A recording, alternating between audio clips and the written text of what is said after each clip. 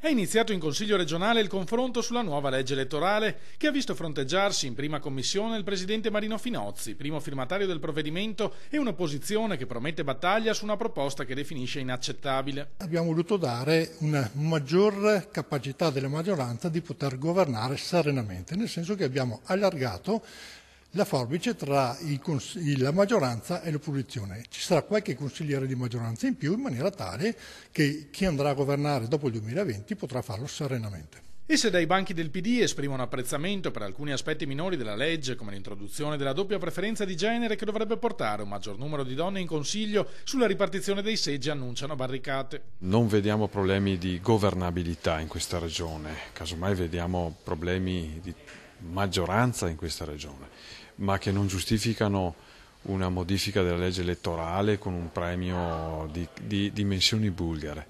Con la nuova legge in vigore, chi dovesse vincere le elezioni con più del 45% dei voti si troverebbe con 33 seggi su 51 grazie al premio di maggioranza. Attualmente sono 29 o 30. Ovviamente l'opposizione ha manifestato le proprie criticità su questa proposta, mi sembra però con un atteggiamento molto costruttivo e molto aperto. Anche da parte nostra, massima disponibilità ad andare ad affrontare una questione così delicata coi tempi e metodi necessari.